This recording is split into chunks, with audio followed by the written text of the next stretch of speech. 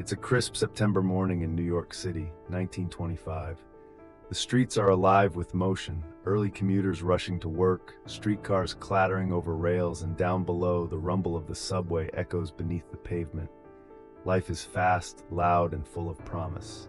Then, crack. Without warning, the ground on 7th Avenue buckles. Concrete shatters, asphalt folds inward, and in a heartbeat, a massive hole opens up in the middle of Manhattan. People scream, buildings shake. A city bus teeters on the edge of a gaping pit, and somewhere below, workers disappear into darkness. In the chaos that followed, one thing became painfully clear. This wasn't just a random accident. This was a disaster waiting to happen. In 1925, a subway tunnel collapse rocked New York City, killing workers, swallowing streets, and forcing a bustling metropolis to stare into the consequences of its own ambition. For a city racing to modernize, it was a brutal reminder. What happens when progress moves faster than safety? When the drive to build, to dig deeper, stretch farther, comes at the cost of human lives. But the collapse was more than just twisted steel and broken concrete. It was about the people who built the city and the ones it forgot. It was about politics, shortcuts, and the real cost of cutting corners underground.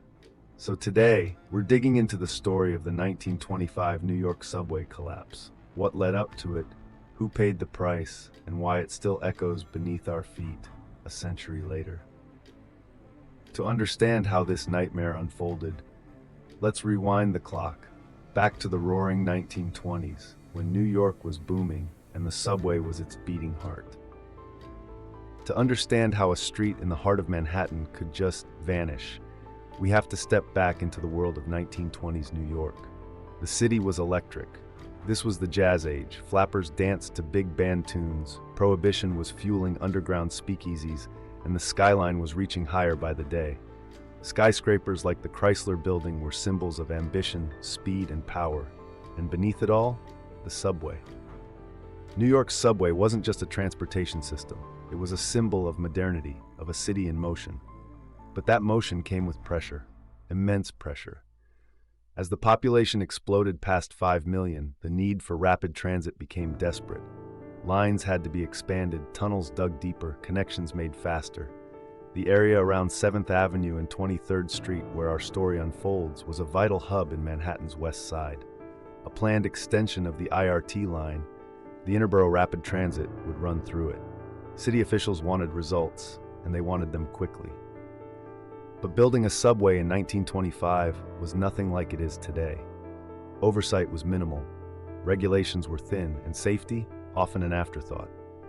Construction was typically outsourced to private contractors who bid low to win the job and cut corners to turn a profit. Materials were cheap, timelines tight, and the workers, mostly recent immigrants, labored in dangerous, cramped conditions underground for long hours and low pay. There were warnings, subtle tremors, cracks that were patched over, rumblings dismissed as settling. Some engineers raised concerns, but the push to finish, to open new lines and claim political victories, drowned them out. And so the digging continued, day after day, under the streets of Manhattan, beneath shops, buses, children heading to school. All it would take was one weak spot, one overlooked failure, and the city's blind faith in its own progress would be shattered. With that backdrop in mind, let's go below the surface, both literally and figuratively, to what happened on that fateful day in September 1925. September 22nd, 1925. Just after 7 a.m., it had rained the night before, soaking the city streets and softening the earth below. At the corner of 7th Avenue and 23rd Street, construction workers were already underground, chipping away at what would become the newest extension of the IRT subway line.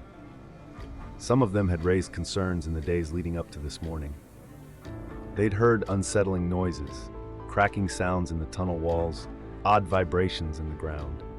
There were whispers among the crew that something didn't feel right. The soil seemed too loose, the retaining walls didn't look secure, but the job had to get done. Deadlines loomed, paychecks were needed, and complaints often meant replacement. So the work continued. Above them, Manhattan stirred to life. A bakery opened its shutters, office workers filed into a nearby building. A streetcar rumbled by. A double-decker bus, its tires hissing on the wet pavement, rolled slowly through the intersection.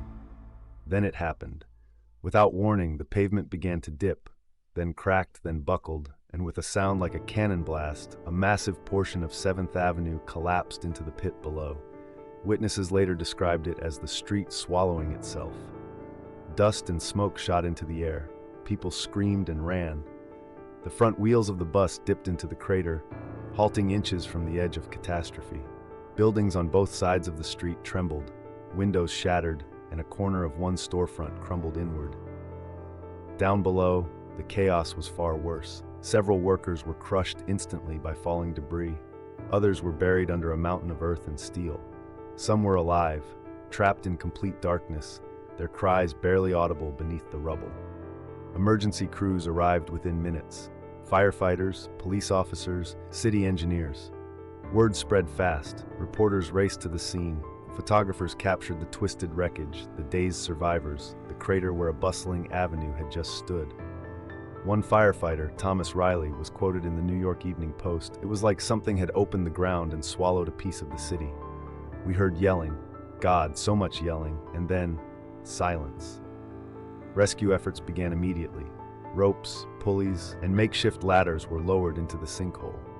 Workers, some injured themselves, refused to leave, helping dig through unstable rubble to reach their friends. The risk of further collapse was high, but no one hesitated.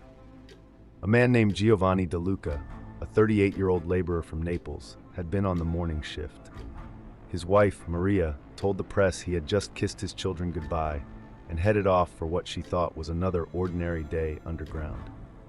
He never came home. So far, 7 people were confirmed dead, including Giovanni and several others who'd been working the West Trench. More than 24 were injured, some critically. One survivor, a young man named Charlie Morano, told the New York Times, "I saw the sky disappear. I tried to run, but the floor just fell. Everything went black. When I woke up, I was under a beam and couldn't feel my legs." Above ground, the neighborhood was in shock. Families gathered at the scene, desperate for news. Children cried in the arms of their mothers. Storefronts were shuttered. For hours, the only sounds were jackhammers, groans from the injured, and the orders shouted by rescue teams fighting against time. And then came the headlines. Death in the depths. City tunnel caves in, who's to blame? A street eats men alive. Almost instantly, the tragedy turned political. City officials blamed the private contractor. The contractor blamed faulty blueprints. Engineers pointed fingers at poor cement quality. Some whispered about bribes and inspections skipped. A few brave voices within the workforce claimed they'd raised alarms and been ignored. The subway expansion project had already been under scrutiny for going over budget. Now it was under a microscope. One editorial in the New York Herald Tribune wrote, "In its rush to modernize, New York may have dug too deep, and now it is not only concrete but public trust that lies in ruins." Behind the headlines, though, were human lives, broken and grieving. Maria De Luca, Giovanni's widow, would later recall standing at the edge of the crater for hours, holding her youngest child, waiting for news. "They told me he was a hero, that he tried to help someone before the floor gave way, but no words bring him back." The city paid out modest settlements. Some families sued. Investigations were opened. Reports were filed, filled with engineering jargon and cautious language. Unexpected soil behavior, structural miscalculation, limited oversight. But few real answers emerged. And as the months passed, the hole was filled. The street repaved, the subway line eventually completed. People moved on. But for those who were there, for the families who lost someone, for the workers who crawled out covered in dust and grief, the memory never left. In total, 7 lives were lost. Many more were scarred, physically or emotionally. And what the collapse revealed wasn't just a structural failure, but a deeper fragility in the foundation of the city's progress. A moment where ambition outpaced care, where lives were treated like another cost to be calculated, and where the cracks in the tunnel ran straight to the heart of a city that had forgotten to look down while reaching for the sky. In the weeks after the collapse, New York City scrambled to respond. Mayor John Hylan ordered an immediate investigation. Multiple inquiries were launched, one by the city, another by the IRT company, and a third by independent engineers. The public demanded answers. Newspapers ran front-page updates daily. Testimonies were collected. Diagrams circulated. The word accountability echoed through City Hall, and for a brief moment, it seemed like real change might come. Some officials resigned under pressure. A handful of construction executives were quietly dismissed. The city promised tighter regulations, more oversight, better inspections, a closer look at the quality of materials being used in future subway projects. But within months, as the dust settled and attention shifted, most of those promises faded. The final reports called the collapse tragic but preventable. They cited poor soil analysis, rushed schedules, inadequate shoring techniques. But there was no smoking gun, no dramatic trial, no sweeping reform. Just a quiet return to business as usual, with a few extra signatures on inspection sheets and a fresh coat of asphalt over the hole. For the families, it was a harder road. Some received small settlements, others were left to fight through the courts. Labor unions did push for stronger protections, better safety protocols, formal complaint procedures, and some progress was made. But the deeper issue lingered, because this wasn't just a construction failure. It was a warning about what happens when a city grows too fast, when deadlines matter more than people, and when workers are treated as disposable.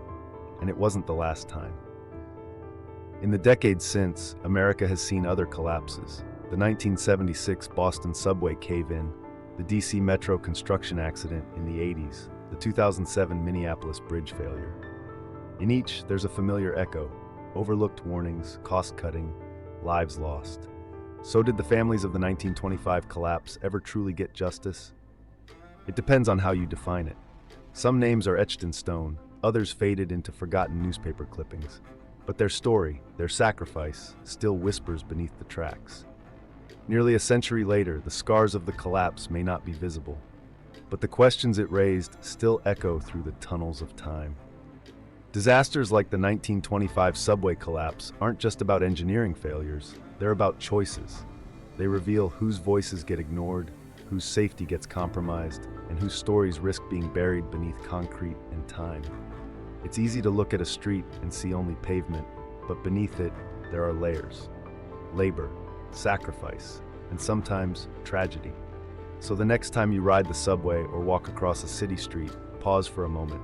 Think about the workers who carved tunnels beneath the earth with pickaxes and bare hands. Think about how many people toiled and maybe even died to build the infrastructure we often take for granted. Had you ever heard of the 1925 New York subway collapse before this? If not, you're not alone. And that's why these stories matter. I'd love to hear your thoughts. Feel free to message us or share this episode with someone curious like you. And next time, we're traveling across the Atlantic to unravel a story buried in the fog of World War I. Thanks for journeying beneath the surface with me. Until next time, stay curious and stay safe.